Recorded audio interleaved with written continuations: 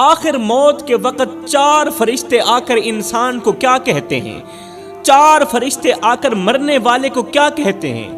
مرنے والا تو پہلے سے ہی خوف میں ہوتا ہے، سوچ رہا ہوتا ہے کہ اب میرے ساتھ کیا ہونے والا ہے۔ دل میں ایک ہی سوال گردش کر رہا ہوتا ہے کہ میرے ساتھ اچھا سلوک ہوگا یا برا سلوک ہوگا، میری روح آسانی سے کھینچی جائے گی یا سختی کے ساتھ کھینچی جائے گی، میری اگلی منزل جنت ہوگی یا جہنم ہوگی، اور دنیا میں جو میں نے کیا اس کی جزا اور سزا مجھے ملے گی یا نہیں ملے گی۔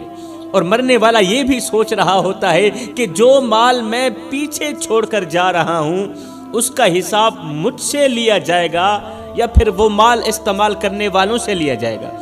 یہ سارے خیال ایک ساتھ دل پر بوجھ بنے ہوتے ہیں، یہ سارے خیال ذہن میں بوجھ بنے ہوتے ہیں۔ مرنے والا ابھی انہی سوچوں میں ڈوبا ہوا ہی ہوتا ہے، انہی سوچوں میں ڈوبا ہوا ہی ہوتا ہے کہ پہلا فرشتہ آسمان سے زمین پر اترتا ہے، پہلا فرشتہ آسمان سے زمین پر اترتا ہے، مرنے والے کے سرہانے آ کر کھڑا ہو جاتا ہے اور پھر بلند آواز سے کہتا ہے، اے مرنے والے، میں وہ فرشتہ ہوں جو تیرے رزق پر مقرر کیا گیا تھا، میں روزانہ تیرے لیے رزق کا بندوبست کرتا تھا، تیرے لیے روٹی کا انتظام کرتا تھا، تیرے لیے روزی کا انتظام کرتا تھا، تیرے لیے روزی تلاش کرتا تھا۔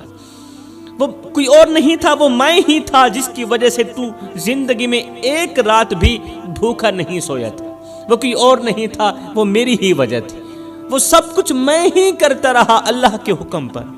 تیرے نصیب کی کتابوں میں جتنا کچھ تیرا رزق لکھا گیا تھا وہ سب میں نے تیرے پاس پہنچا دیا، نہ اس میں کمی ہوئی نہ دیر ہوئی، نہ کمی ہوئی نہ اس میں نہ دیر ہوئی، نہ زیادہ ہوا نہ ہی کم ہوا۔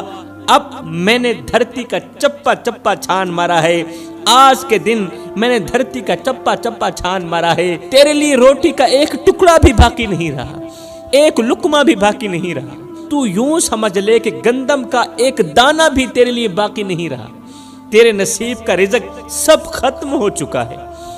مرنے والا فرشتے کی یہ بات سن کر سوچتا ہے کہ میں نے دنیا میں اتنا مال کمایا، اتنا پیسہ کمایا، اتنی محنت کی، دن رات ایک کی، اور اپنے پیچھے بہت سارا مال چھوڑ کر جا رہا ہوں۔ یہاں پر مجھے حضرت غوث اعظم کا ایک جملہ یاد آ گیا، میری قوم کے نوجوانوں۔ حضرت سیدنا غوث اعظم نے فرمایا تھا، او ماڑی بنانے والے، او محل بنانے والے، ماڑی بنا رہا ہے تو، محل بنا رہا ہے تو، بسیں گے کوئی اور، حساب تجھے دینا پڑے گا۔ حلال و حرام کی تمیز کیے بغیر مال جمع کر رہا ہے تو، بینک بیلنس بہت زیادہ کر رہا ہے تو مر جائے گا، کھانے والے کھائیں گے، حساب تجھ سے لیا جائے گا۔ وہ اپنے پیچھے بہت سارا مال چھوڑ کر جا رہا ہے مرنے والا سوچتا ہے کہ میں نے اتنا سارا مال کمایا، اتنی محنت کی، دن رات ایک کیے، اور اپنے پیچھے بہت سارا مال چھوڑ کر جا رہا ہوں، لیکن افسوس کہ اس مال میں سے آج مجھے ایک نوالا بھی نصیب نہیں، ایک نوالا بھی نصیب نہیں۔ جو کچھ میں نے جمع کیا وہ سب یہیں رہ گیا، میرے نصیب کا ایک ایک نوالا اس مال سے ختم ہو چکا ہے، اور اب میرے لیے کچھ بھی باقی نہیں رہا دنیا میں۔ ابھی پہلے فرشتے سے بات چیت ختم نہیں ہوتی کہ اتنے میں دوسرا فرشتہ آسمان سے زمین پر اترتا ہے، اور یہ میت کے پیروں والی سائیڈ سے کھڑا ہو جاتا ہے۔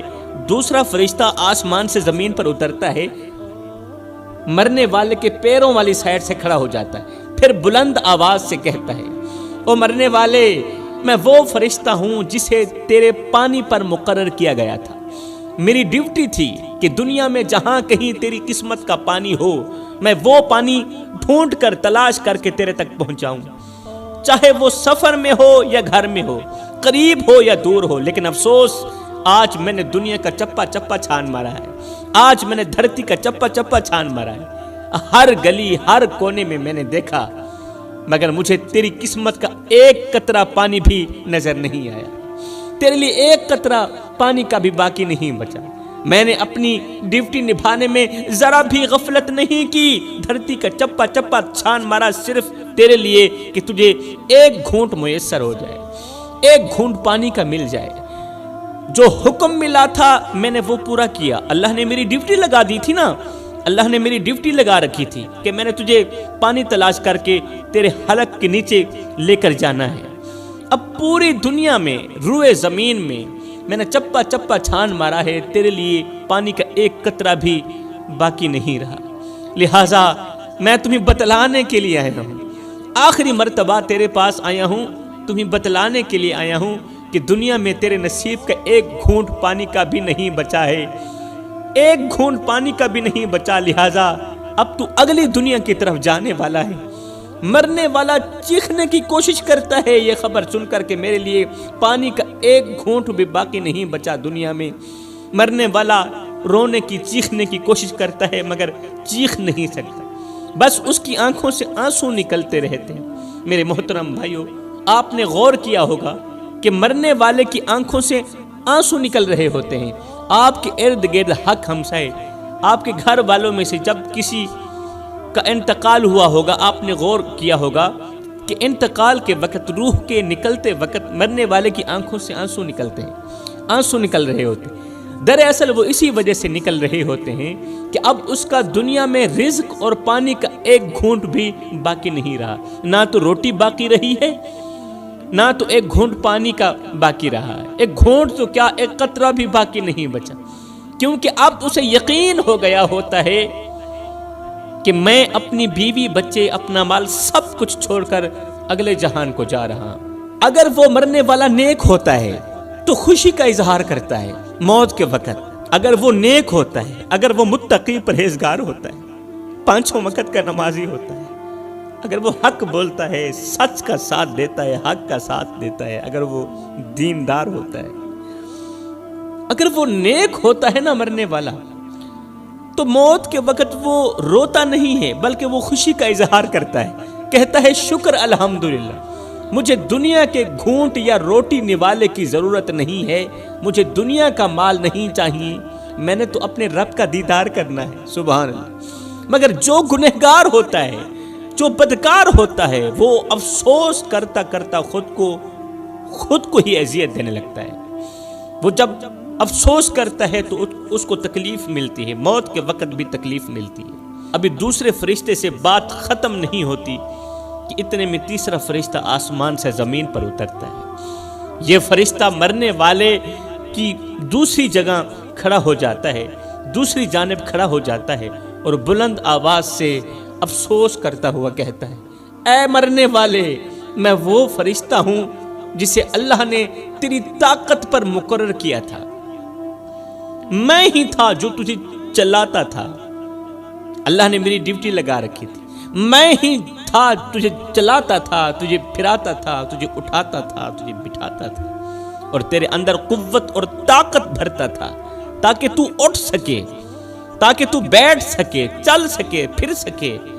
میں نے اللہ کے حکم سے تیرے اندر وہ طاقت بھری تھی جس کی وجہ سے تو مشکل کام آسانی سے کر لیتا تھا، مشکل ترین کام آسانی سے کر لیتا تھا، جس طاقت کے سہارے تو ہاتھیوں کو اٹھا لینے کی باتیں کرتا تھا، شیروں کو نچا لینے کے دعوے کرتا تھا، ہاتھیوں کو اٹھاتا بھی تھا، تو شیروں کو اپنی ایک انگل کے اشارے سے نچاتا بھی تھا، پہلوانوں کو گرا دیتا تھا، بڑے بڑے بہادروں کو ہرا دیتا تھا۔ تیری طاقت کے چرچے تھے، تیری قوت کے تذکرے تھے، اور تو اپنے مضبوط بازوؤں پر مان کرتا تھا، تکبر کرتا تھا۔ مگر افسوس، آج میں نے زمین کے ہر ایک کونے پر نظر دوڑائی ہے، پوری زمین چھان ماری ہے، دھرتی کا چپا چپا چھان مارا ہے، لیکن مجھے کہیں بھی تیرے حصے کی طاقت نہیں ملی۔ آج میں تجھے وہ قوت اور وہ طاقت مہیا کرنے سے قاصر ہوں جو کبھی تیرا مان ہوا کرتی تھی طاقت، کیونکہ اللہ نے تیرے حصے کی طاقت اس دنیا سے ختم کر دی ہے۔ انسان کتنا کمزور ہے میرے بھائیوں، انسان کمزور پیدا ہوتا ہے مگر طاقتور ہوتے ہی خود کو خدا سمجھنے لگ جاتا ہے۔ ہاں کمزور پیدا ہوتا ہے مگر 4 دن کی مہلت پا کر حضرت انسان اپنی اوقات بھول جاتا ہے۔ جب انسان اپنی اوقات بھول جاتا ہے تو پھر اسے اتنا پتہ بھی نہیں رہتا کہ مٹی کا کھلونا جیتے جی تو بہت شور مچاتا ہے، لیکن جب مرتا ہے تو پھر مر ہی جاتا ہے۔ اے حضرت انسان، تیرے غرور کی اوقات تو بس اتنی سی ہے، تیرے تکبر کی اوقات تو بس اتنی سی ہے کہ جب تو دنیا میں آیا تھا تو لوگوں نے ہی تیرے ننگے وجود کو ڈھانپا تھا، اور جب تو دنیا سے گیا تھا، مرا تھا، تو لوگوں نے ہی تیرے ننگے وجود کو ڈھانپ کر تجھے رخصت کیا تھا۔ تو غرور کس بات کا کرتا ہے؟ ایک قبرستان کے اوپر لکھا تھا، قبر کے ایک پتھر پر لکھا تھا کہ منزل تو تیری یہی تھی، بس زندگی گزر گئی آتے آتے، اور نادان کیا ملا تجھے اس دنیا سے، اپنوں نے ہی دفنایا تجھے جاتے جاتے۔ اے بندے، نہ کفن میں جیب ہے، نہ قبر میں الماری ہے، اور کمال کی بات تو یہ ہے کہ موت کا فرشتہ رشوت بھی نہیں لیتا، موت کا فرشتہ رشوت بھی نہیں لیتا۔ اللہ اکبر۔ اب اس کے دل پر بوجھ بڑھ جاتا ہے، مرنے والے کے دل پر بوجھ بڑھ جاتا ہے، اور وہ سوچنے لگتا ہے کہ کاش میں نے آج کے اس دن اور اس لمحے کو یاد رکھا ہوتا، کاش میں نے اپنی ساری زندگی غفلت میں نہ گزاری ہوتی، کاش میں نے اپنی طاقت پر مان نہ کیا ہوتا، کاش میرا ذہن اس بات کو مان لیتا کہ ایک دن ایسا آئے گا جب میں بالکل بے جان ہو جاؤں گا۔ مجھے تو اس چیز کا علم بھی نہیں تھا، میں نے زندگی میں کبھی سوچا بھی نہیں تھا کہ میرے ساتھ بھی یہ ہوگا۔ حضرت سیدنا یعقوب علیہ السلام نے فرمایا تھا، اے ملک الموت، اے فرشتے، جب تم میری روح نکالنے کے لیے آنا تو پہلے مجھے بتانا، پہلے مجھے بتانا۔ ملک الموت نے کہا ٹھیک ہے، اے اللہ کے نبی، جب میں آپ کی روح آپ کے جسم سے الگ کرنے کے لیے آؤں گا نا، پہلے میں تمہیں بتاؤں گا کہ میں آ رہا ہوں۔ وقت گزرتا گیا، حضرت یعقوب علیہ السلام کی زندگی کے دن مکمل ہو گئے، جتنا کھانا تھا کھا لیا، جتنا پینا تھا پی لیا، آپ کے نصیب کا رزق ختم ہو گیا۔ اللہ اکبر۔ ایک دن اسرائیل علیہ السلام آ گیا روح نکالنے کے لیے۔ اللہ کے نبی نے فرمایا، اے اسرائیل، میں نے تجھے کہا نہیں تھا جب میرے پاس آنا تو پہلے مجھے بتانا، جب میری روح نکالنے کے لیے آنا تو پہلے مجھے خبر دینا، پہلے مجھے خبر دینا۔ ملک الموت نے کہا، اے اللہ کے نبی، ایک بار نہیں 10 مرتبہ میں تمہیں بتا چکا ہوں کہ میں آپ کے پاس آ رہا ہوں، تیاری کر لیں۔ اللہ کے نبی نے فرمایا، وہ کس طرح؟ ملک الموت نے کہا، آپ کی داڑھی کے سفید بال، یہ میرا قاصد ہی تو تھا۔ داڑھی پہلے سیاہ تھی پھر سفید ہو گئی، وہ جو سفیدی تھی وہ سفیدی نہیں، وہ میرا قاصد ہی تھا کہ اب میں آپ کے پاس آنے والا۔ آپ کے ہی محلے میں فلاں جگہ پر فوت کی ہوئی تھی، کوئی مرا تھا، آپ نے جنازہ پڑھایا تھا۔ میں صرف ان کو مارنے کے لیے نہیں آیا تھا، آپ کو بتانے کے لیے بھی آیا تھا کہ حضرت آج ان کی باری ہے، کل آپ بھی تیار ہو جائیں۔ تو مرنے والا سوچتا ہے، مرنے والا سوچتا ہے کہ مجھے تو پتہ بھی نہیں تھا، خبر بھی نہیں تھی کہ میری زندگی میں یہ دن لکھا ہوگا، میرے ساتھ بھی یہ کچھ ہوگا۔ میرے بھائیوں، مرنے والے صرف مرتے نہیں بلکہ وہ ہم پر احسان کر کے بھی جاتے ہیں۔ اب فرشتہ کہتا ہے، او مرنے والے، اللہ تعالیٰ نے مجھے تیری سانس پر مقرر کیا تھا، میری ڈیوٹی تھی کہ میں تیری سانسوں کو سلامت رکھوں، میں تیری چلتی سانسوں کو اور چلانے میں مدد دوں، میں تیری مدد کروں، تجھے سانس مہیا کروں، ایک سانس کے بعد دوسری نئی سانس مہیا کروں، وہ قیمتی سانس جو لاکھوں میں بھی نہیں خرید سکتے، وہ قیمتی سانس جو کروڑوں میں بھی نہیں خریدا جا سکتا، میں تجھے زندگی بھر مفت میں وہ سانس مہیا کرتا رہا جو کروڑوں میں بھی نہیں خریدی جاتی، جو کروڑوں سے بھی بڑھ کر قیمتی ہے، میں وہ سانس اللہ کے حکم سے تجھے مفت میں مہیا کرتا رہا۔ ہر صبح جو تو جاگتا تھا وہ میری اجازت سے ہی جاگتا تھا، اللہ کے حکم سے۔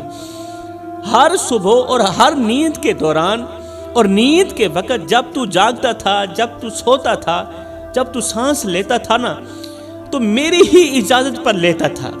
ہر رات جب تو سوتا تھا میری حفاظت میں سوتا تھا، تیرے سینے میں جو سانس آتی جاتی تھی وہ میرے حکم سے چلتی تھی، اللہ کے دیے گئے حکم پر، وہ میرے ہی حکم سے میں ہی چلا رہا تھا یہ نظام۔ لیکن آج میں تجھے یہ بتانے آیا ہوں کہ تیرے حصے کی سانسیں پوری ہو چکی ہیں، اب تیرے لیے ایک سانس بھی باقی نہیں رہی۔ میں صرف اتنا بتانے کے لیے آیا ہوں کہ تیرے لیے ایک سانس بھی باقی نہیں رہی۔ میں نے تیرے لیے جتنی سانسیں لکھی گئی تھی وہ سب تجھے دنیا میں پوری دے دی ہیں، پوری دے دی ہیں، ڈنڈی نہیں ماری، میں نے تیرے ساتھ دھوکہ نہیں کیا۔ اب نہ میں تجھے ایک سانس آگے دے سکتا ہوں اور نہ ہی ایک لمحہ پیچھے کر سکتا ہوں تیرے لیے، کیونکہ اللہ کے حکم سے تیرے نصیب کی سانسیں اس دنیا میں ختم ہو چکی ہیں۔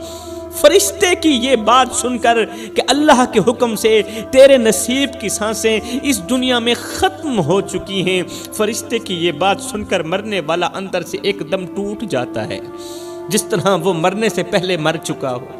اسے یقین ہو جاتا ہے کہ اب واپسی کا کوئی راستہ نہیں ہے، اب نہ سانس باقی ہے، نہ طاقت، نہ پانی، نہ رزق، اور وہ سمجھ جاتا ہے کہ اب اصل سفر شروع ہونے والا، اب اگلے جہان والا سفر شروع ہونے والا، وہ سفر جس میں دنیا کی کوئی چیز ساتھ نہیں جائے گی، کوئی چیز ساتھ نہیں جائے گی۔ میں نے کہا ہے نہ کفن میں جیب ہے، نہ قبر میں الماری ہے، اور کمال کی بات تو یہ ہے کہ موت کا فرشتہ رشوت بھی نہیں لیتا۔ اس کے بعد پھر کیا ہوتا ہے؟ حضرت سیدنا عزرائیل علیہ السلام، جسے ملک الموت کہا جاتا ہے، مرنے والے کی چارپائی پر لیٹے ہوئے شخص کی روح نکالنا شروع کر دیتے ہیں۔ انسان کی یہ روح پیروں سے نکلتی ہوئی اوپر کی طرف آتی ہے، سر کی طرف آتی ہے، اور جب یہ روح دل اور پھیپھڑوں تک پہنچتی ہے تو یہ وہ لمحہ ہوتا ہے کہ جب انسان پہلی مرتبہ فرشتوں اور شیطانوں کو دیکھتا ہے، پہلی مرتبہ فرشتے کو بھی اپنی آنکھوں سے دیکھتا ہے اور شیطان کو بھی پہلی مرتبہ اپنی آنکھوں سے دیکھتا ہے۔ وہ سب کچھ جو دنیا میں آنکھوں سے اوجھل تھا اچانک اس کے سامنے آ جاتا ہے، فرشتے اوجھل تھے اس کے سامنے آ جاتے ہیں، شیطان اوجھل رہتا ہے دنیا میں، مگر موت کے وقت مرنے والے کی بالکل آنکھوں کے سامنے آ جاتا ہے۔ اور جب یہ روح مکمل طور پر نکل جاتی ہے تو انسان کی آنکھیں مکمل طور پر کھل جاتی ہیں، انسان آنکھیں پھاڑ پھاڑ کے آسمان کی طرف دیکھنے لگتا ہے، جسم بے جان ہوتا ہے مگر آنکھیں حقیقت دیکھ رہی ہوتی ہیں، اور انسان آسمان کی طرف دیکھنا شروع کر دیتا ہے۔ یہی وہ لمحہ ہوتا ہے جب وہ پہلی مرتبہ اپنی روح کو آسمان کی طرف جاتا ہوا دیکھتا ہے مرنے والا۔ میرے محترم بھائیوں، آج کا نوجوان بہت ہی غافل ہو چکا ہے، آج کے نوجوان بہت ہی غافل ہو چکے ہیں۔ آج کے نوجوان زندگی رب کی مرضی کے مطابق نہیں گزارنا چاہتے بلکہ اپنی مرضی کے مطابق گزارنا چاہتے ہیں اور گزار رہے ہیں، اپنی قیمتی زندگی کو غفلت کے نام کر دیا۔ اے نوجوان، ذرا سوچ جب وہ لمحہ آئے گا کہ آپ کا جنازہ تیار ہوگا، ماں رو رہی ہوگی، بیوی چیخ رہی ہوگی، بچے آپ کے سینے سے لپٹ کر رو رہے ہوں گے، گھر کا ہر کونا ماتم کر رہا ہوگا، اور ہر آنکھ میں ایک ہی سوال ہوگا کہ یہ سب اتنا جلدی کیوں ہو گیا، یہ سب اتنا جلدی کیسے ہو گیا، ہم نے تو سوچا بھی نہیں تھا۔ کوئی آپ کو روک نہیں سکے گا، کوئی آپ کو اپنے ساتھ نہیں رکھ سکے گا، کیونکہ موت کے وقت کی گھڑی میں نہ ماں کی دعا کام آئے گی، نہ بچوں کی چیخیں کام آئیں گی، کیونکہ اس وقت تمہارا وقت ختم ہو چکا ہوگا۔ پھر وہ لمحہ بھی آئے گا جب 4 آدمی آپ کو اپنی کندھوں پر اٹھائیں گے، ہزاروں لوگوں کے بیچ آپ جا رہے ہوں گے لیکن آپ بول نہیں سکیں گے، دل کے اندر بہت کچھ کہنے کو ہوگا مگر زبان ہمیشہ کے لیے بند ہو چکی ہوگی، آپ کی زبان بند ہوگی، آپ کے ہاتھ پاؤں رک گئے ہوں گے، اور جسم کی خاموشی صاف بتا رہی ہوگی کہ اب اس جسم کے اندر کچھ بھی باقی نہیں رہا، اب اس جسم کے اندر نہ طاقت ہے، نہ قوت ہے، نہ تو اس کے اندر اختیار ہے، اب اختیار ختم ہو گیا ہے، اب طاقت ختم ہو گئی۔ اور سب سے خوفناک لمحہ جب آپ کو قبر میں اتارا جائے گا، وہ جگہ جہاں نہ آواز جاتی ہے، نہ کوئی لوٹ کر دیکھتا ہے، سفید کفن میں لپٹے ہوئے جسم کو 4 آدمی قبر کے اندر اتاریں گے۔ اللہ فرماتا ہے، او میرے بندے، شکر کر ہم نے تجھے موت عطا کر دی اور ہم نے تجھے قبر جیسا خوبصورت مکان دیا۔ اور کتا بھی تو مر جاتا ہے، گھسیٹ کے روڑی پہ ڈال دیا جاتا ہے، बकरी भी तो मरी थी, घसीट के रूढ़ी पे डाल दी गई। ऐ मेरे बंदे, अगर तुझे भी घसीट कर रूढ़ी पे डाल दिया जाता तो क्या था? अगर तेरी मैयत को भी जला दिया जाता तो क्या था? फरमाया नाना ये मेरा शाहकार है, पहले इसे गुस्ल दो, फिर इसको चिट्टा लिबास पहना दो, लट्ठे का सूट पहना दो। मेरे शाहकार ने सारी जिंदगी गुर्बत में गुजारी है, कभी महंगा सूट नहीं पहन देखा, कभी लट्ठे का सूट नहीं पहन देखा। इसे लट्ठे का सूट पहना दो और जगह जगह पर खुशबू भी लगा देना, जगह जगह पर खुशबू लगा देना। आज दुश्मन भी तेरा मुंह देखने आ रहा है, आज जमाना तेरी जियारत करने को आ रहा है। ईमान से बता, क्या ये तेरा काला चेहरा दिखने के काबिल है? क्या ये जियारत के लायक है? ये तेरा प्रोटोकॉल है। अल्लाह ताला ने तुझे कितनी इज्जत दी। फिर फरमाया इसे उठाओ, कब्रिस्तान की तरफ ले जाओ। आज लोगों ने तुझे अपने कंधों पर उठाया हुआ है। फरमाया एक बंदा भी नहीं, 4 बंदे उठाएं, और हाँ कंधा भी बदलते रहना, और हाँ आहिस्ता आहिस्ता चलना, कहीं मेरे शाहकार को धक्का भी ना लग जाए। आज तू दूल्हा बना हुआ है, जमाना तेरी बारात बनी हुई है, और तेरा प्रोटोकॉल इतना है कि आज इमाम काबा भी आ जाए तो वो भी पीछे है, तेरी लाश आगे है। अब मेरा अल्लाह फरमाता है मेरे बंदे देख तो सही, हमने तेरे साथ कितना अच्छा सलूक किया, हमने तुझे कितनी इज्जत दी है। बता तो सही तूने हमें क्या कुछ दिया है? क्या कुछ दिया है हमें? हमने तुझे देखने के लिए आंखें दी, छूने के लिए हाथ दिए, चलने के लिए पैर दिए। एक आंख खराब हो जाए मैं लाखों करोड़ों रुपए लगा देने को तैयार हूं कि किसी न किसी तरह वो आंख, वो नजर वापस आ जाए, दोबारा वापस लौट आए। अगर दिल का वाल खराब हो जाए तो मैं लाखों करोड़ों रुपए लगा देने को तैयार हूं कि किसी न किसी तरह मेरा दिल ठीक हो जाए। फरमाया ये आंखें, ये दिल, ये गुर्दे, ये फेफड़े, ये वो कीमती चीजें हैं जो लाखों करोड़ों से भी ज्यादा कीमती है। मजे की बात ना बताऊं, ये सब कुछ मैंने तुम्हें मुफ्त में दे दिए, ये सब कुछ मैंने तुम्हें मुफ्त में दिया है, कभी इसका बिल नहीं मांगा, कभी इसके पैसे नहीं मांगे। ऐ बंदे, फिर हमारा हक बनता है कि हम अपने रब का शुक्र अदा करें। फिर हमारा हक बनता है कि हम उठें तो शुक्र करते हुए, हम बैठें तो अपने रब का शुक्र करते हुए, हम सांस लें तो हर सांस के बाद गुजरी हुई सांस का शुक्र अदा तो होना चाहिए ना। इतनी तो वफा करके जाए ना, इतनी तो वफा करके जाए ना। ए बंदे, आ जा उस करीम रब की चौखट पर जो एक माँ से नहीं 70 माँ से बढ़ के मोहब्बत करने वाला है।